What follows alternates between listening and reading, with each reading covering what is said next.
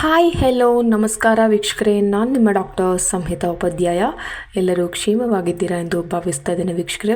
ಹಾಗಾದರೆ ಸ್ನೇಹಿತರೆ, ಇವತ್ತಿನ ಒಂದು ವಿಡಿಯೋ ಅಂದರೆ ಇಲ್ಲಿವರೆಗೂ ಒಂದು 16ನೇ ಕಂತೇನಿದೆ, ಗೃಹಲಕ್ಷ್ಮಿ ಹಣವೇನಿದೆ ನಿಮ್ಮೆಲ್ಲರ ಖಾತೆಗೆ ಜಮಾ ಆಗಿದೆ.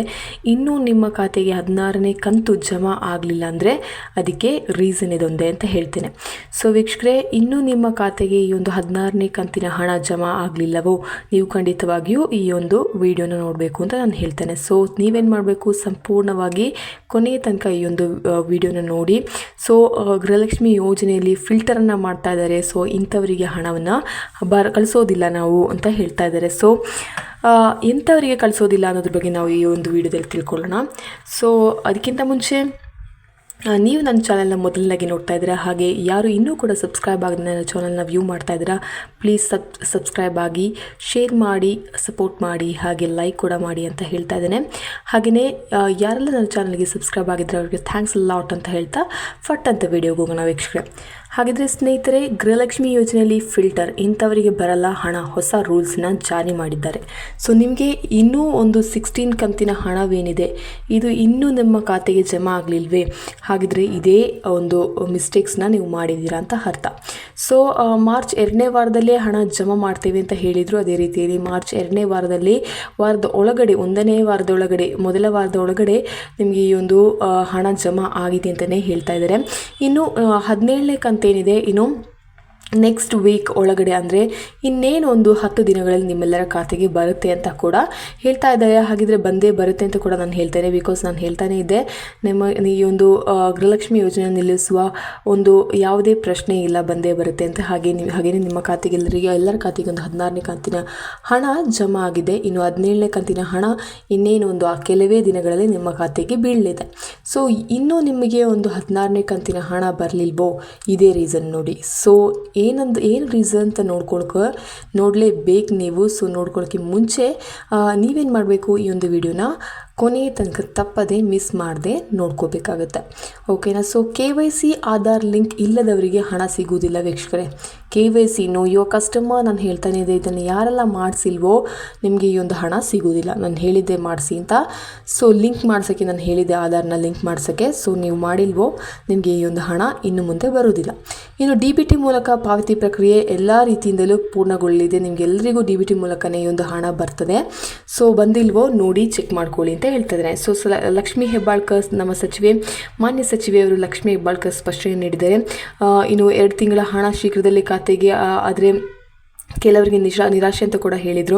ಸೊ 2 ತಿಂಗಳ ಹಣದಲ್ಲಿ 1 ತಿಂಗಳ ಹಣ ನಿಮ್ಮೆಲ್ಲರ ಖಾತೆಗೆ ಬಂದಿದೆ ಈಗಾಗಲೇ. ಇನ್ನು 17ನೇ ಕಂತಿನ ಹಣ ಬಾಕಿ ಇದೆ. ಸೊ ಗೃಹಲಕ್ಷ್ಮಿ ಯೋಜನೆಯ ಹಣಕ್ಕಾಗಿ ಕಾಯುತ್ತಿದ್ದ ರಾಜ್ಯದ ಮಹಿಳೆಯರಿಗೆ ಸಿಹಿ ಸುದ್ದಿ ಇದೆ. ಸೊ ರಾಜ್ಯ ಸರ್ಕಾರ ನವೆಂಬರ್ ಹಾಗೂ ಡಿಸೆಂಬರ್ ತಿಂಗಳ ಪಾವತಿ ಬಾಕಿ ಇಟ್ಟಿದ್ದರು. ಈಗ 2 ತಿಂಗಳ ಹಣವನ್ನು ಬಿಡುಗಡೆ ಮಾಡಿದ್ದಾರೆ.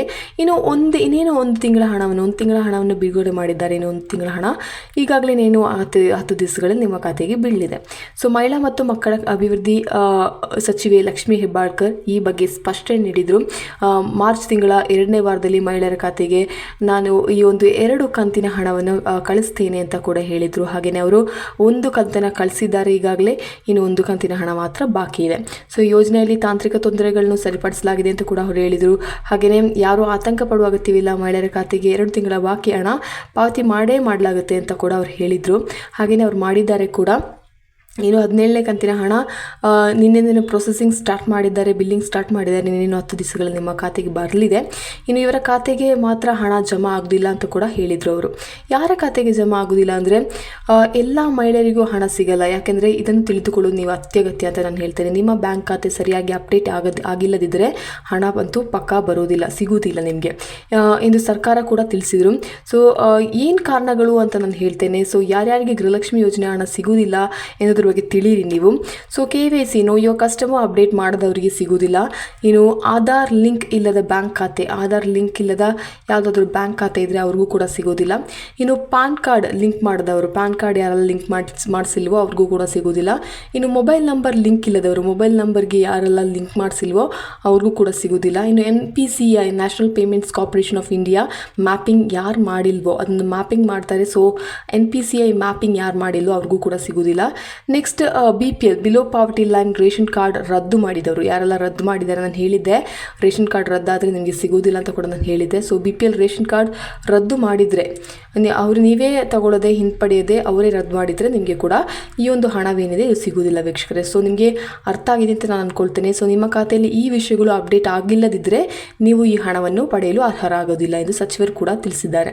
ಸೊ ಅಲ್ಲದೆ ಯೋಜನೆಯಲ್ಲಿ ಸಾಕಷ್ಟು ಮಾರ್ಪಾಡು ಮಾಡಲಾಗಿದ್ದು ತೆರಿಗೆ ಪಾವತಿ ಮಾಡುವ ಮಹಿಳೆಯರಿಗೂ ಗೃಹಲಕ್ಷ್ಮಿ ಹಣ ಸಿಗುವುದಿಲ್ಲ ಅಂತ ಕೂಡ ಹೇಳಿದರು. ನಾನು ಹೇಳಿದೆ ನಿಮಗೆ 2 ಲಕ್ಷ ಮಹಿಳೆಯರ ಒಂದು ಯಾರೆಲ್ಲ ಸ್ವಂತ ಉದ್ಯೋಗದಲ್ಲಿ ಇದ್ದಿರೋ ಯಾರೆಲ್ಲ ಟ್ಯಾಕ್ಸ್ ಪೇಮೆಂಟ್ ಮಾಡ್ತಿದ್ರು ಅವ್ರನ್ನೆಲ್ಲ ತೆಗೆದಾಕಿದ್ದಾರೆ ಅಂತ ನಾನು ಹೇಳಿದ್ದೆ.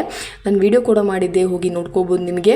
ಇನ್ನು ಯಾರು ಅನುಕೂಲಸ್ಥರು ಅವರು ಸ್ವತಃ ಯೋಜನೆ ಹಣ ಬೇಡ ಎಂದು ಬಿಟ್ಬಿಡುವ ಅಂದರೆ ನಿಮಗೆ ಅದು ಬೇಡ ಹಣವೇ ಬೇಡ ಅಂತ ಹೇಳಿ ಬಿಟ್ಕೊಡ್ಬೋದು ಅಂತ ಕೂಡ ಹೇಳಿದ್ದಾರೆ. ಸೊ ಯಾರು ಆ ಒಂದು ಹಣವನ್ನು ನಮಗೆ ಯಾರು ಕೂಡ ಹಂಗೆ ಮಾಡೋದಿಲ್ಲ.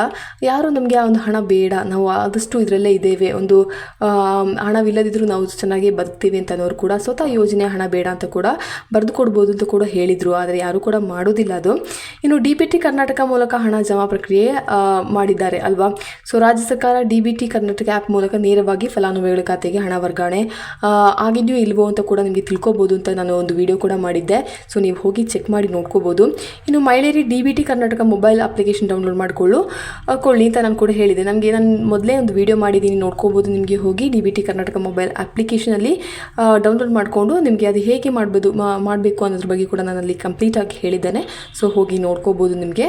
ಸೊ ನಿಮ್ಮ ಯೋಜನೆ ಸ್ಟೇಟಸ್ ಹೇಗಿದೆ, ಎಷ್ಟು ಹಣ ಬಂದಿದೆ, ಹಾಗೆ ಬಂದಿದೆಯಾ ಇಲ್ವಾ ಅನ್ನೋದ್ರ ಬಗ್ಗೆ ಕೂಡ ನಿಮಗೆ ತಿಳ್ಕೊಬೋದು ಅಂತ ಕೂಡ ನಾನು ಹೇಳಿದ್ದೆ. ಸೊ ನಿಮ್ಮ ಬ್ಯಾಂಕ್ ಖಾತೆ ಅಪ್ಡೇಟ್ ಆಗಿಲ್ಲದಿದ್ದರೆ ತಕ್ಷಣವೇ KYC ಆಧಾರ್ ಲಿಂಕ್ ಮತ್ತು NPCI ಮ್ಯಾಪಿಂಗ್ ಮಾಡಿಸಿ, ಇಲ್ಲದಿದ್ದರೆ ಹಣ ಜಮಾ ಆಗೋದಿಲ್ಲ ಪಕ್ಕ ಅಂತ ನಾನು ಹೇಳ್ತೇನೆ. ಸೊ ಇದರೊಂದಿಗೆ ರಾಜ್ಯದ ಸಾವಿರಾರು ಮಹಿಳೆಯರು ಗೃಹಲಕ್ಷ್ಮಿ ಯೋಜನೆ ಬಾಕಿ ಹಣಕ್ಕೆ ಕಾಯ್ತಿದ್ರು. ಇನ್ನು ಈ ಸುದ್ದಿ ಅವರಿಗೆ ಸ್ವಲ್ಪ ಸಂತಸ ಮೂಡಿಸಿದೆ ಅಂತ ಕೂಡ ಹೇಳ್ಬೋದು. ಸೊ ಈ ಒಂದು ಮೇಲ್ಕಂಡ ಏನಿದೆ ನಾನು ಹೇಳಿದೆ ಏನಿದೆ ಆ ಒಂದು KYC ಆಗಿರಲಿ, ಆಧಾರ್ ಲಿಂಕ್ ಆಗಿರಲಿ, NPCI ಆಗಿರಲಿ ನೀವು ಪೂರೈಸೋದಿದ್ರೆ ಮಾತ್ರ ನಿಮಗೆ ಆ ಹಣವನ್ನು ನೀವು ನಿರೀಕ್ಷೆ ಮಾಡೋದೇ ಬೇಡ. ಯಾಕಂದರೆ ಇವೆಲ್ಲವೂ ಕೂಡ ಆದರೆ ಮಾತ್ರ ನಿಮಗೆ ಈ ಒಂದು ಹಣ ಬರುತ್ತೆ ಅಂತ ಕೂಡ ನಾನು ಹೇಳ್ತೇನೆ ವೀಕ್ಷಕರ. ಹಾಗಿದ್ರೆ ಈ ಒಂದು ವಿಡಿಯೋ ನಿಮಗೆ ತುಂಬಾ ಅನುಕೂಲವಾಗಿದೆ. ಇದನ್ನೆಲ್ಲ ಮಾಡಿಸಿಲ್ಲ ಅಂದರೆ ನಿಮಗೆ ಹಣ ಬಂದಿಲ್ಲ ಅಂದರೆ ಈ NPCI ಮ್ಯಾಪಿಂಗ್ ಮಾಡಿಸ್ಬೇಕು, ಖಂಡಿತವಾಗೂ KYC ಮಾಡಿಸಲೇಬೇಕು, ಆಧಾರ್ ಲಿಂಕ್ ಅಂತೂ ಮಾಡಿಸಲೇಬೇಕು. ಇದೆಲ್ಲ ಆಗಿಲ್ಲ ಅಂದರೆ ಖಂಡಿತವಾಗೂ ನಿಮಗೆ ಈ ಒಂದು ಹಣ ಸಿಗೋದಿಲ್ಲ. ಓಕೆನಾ. ಸೊ ಯಾರೆಲ್ಲ ಮಾಡಿಸಿಲ್ವೋ ಇನ್ನೂ ಕೂಡ ಹೋಗಿ ಬೇಗನೆ ಫಟ್ ಅಂತ ಮಾಡ್ಕೊಳ್ಳಿ ಅಂತ ಕೂಡ ಹೇಳ್ತಾ ಇದ್ದೇನೆ. ಸೊ ಈ ಒಂದು ವಿಡಿಯೋ ನಿಮಗೆ ತುಂಬಾ ಅನುಕೂಲವಾಗಿದೆ ಅಂತ ನಾನು ಅನ್ಕೋತಾ ಇದ್ದೇನೆ. ಇನ್ನೇನಾದರೂ ಇದ್ರ ಬಗ್ಗೆ ಡೌಟ್ ಇದೆ ನಿಮಗೆ ಕೇಳ್ಕೊಬೋದು. ಹಾಗೆಯೇ DBT ಕರ್ನಾಟಕ ಆ್ಯಪ್ನ ಡೌನ್ಲೋಡ್ ಮಾಡಿಕೊಂಡು ಹಾಗೆ ನಿಮಗೆ ನಿಮ್ಮ ಒಂದು ಸ್ಟೇಟಸ್ ಹೇಗಿದೆ ಅನ್ನೋದ್ರ ಬಗ್ಗೆ ಕೂಡ ನಿಮಗೆ ತಿಳ್ಕೊಬೋದು ಅಂತ ಕೂಡ ನಾನು ಒಂದು ವಿಡಿಯೋ ಮಾಡಿದ್ದೇನೆ. ಯಾರಿಗೆಲ್ಲ ಗೊತ್ತಿಲ್ವೋ ಅಥವಾ ಡೀಟೇಲ್ಡ್ ಒಂದು ಅಪ್ಲಿಕೇಶನ್ ಒಂದು ಡೀಟೇಲ್ಡ್ ಇನ್ಫಾರ್ಮೇಷನ್ ಬೇಕೋ ಹೋಗಿ ಆ ಒಂದು ವಿಡಿಯೋನ ಚೆಕ್ ಮಾಡಿ ನೋಡ್ಕೊಳ್ಳಿ. ಸೊ ಅದರಲ್ಲಿ ಎಲ್ಲ ಡೀಟೇಲ್ಸನ್ನ ನಾನು ಹೇಳಿದ್ದೇನೆ. ಸೊ ಇನ್ನೂ ಯಾರಿಗಾದರೂ ಡೌಟ್ ಇದ್ದರೆ ಕಮೆಂಟ್ ಬಿಲೋ ಅಂತ ಕೂಡ ಹೇಳ್ತಾ ಇದ್ದೇನೆ. ಸೊ ಕಮೆಂಟ್ ಮಾಡಿ, ಕೆಳಗೆ ನನ್ನ ಕಮೆಂಟ್ ಬಾಕ್ಸಲ್ಲಿ ಕಮೆಂಟ್ ಮಾಡಿ ತಿಳಿಸಿ ಅಂತ ಹೇಳ್ತಾ ಇದ್ದೇನೆ ವೀಕ್ಷಕರು. ಹಾಗಿದ್ರೆ ಈ ಒಂದು ವಿಡಿಯೋ ನಿಮಗೆ ತುಂಬಾ ಯೂಸ್ಫುಲ್ ಆಗಿದೆ ಅಂತ ಅಂದ್ಕೊಳ್ತಾ ಇದ್ದೇನೆ. ಸೊ ನೆಕ್ಸ್ಟ್ ವಿಡಿಯೋದಲ್ಲಿ ನೋಡೋಣ. Till then see you, it's me doctor Samhita Upadhyay. ಧನ್ಯವಾದಗಳು.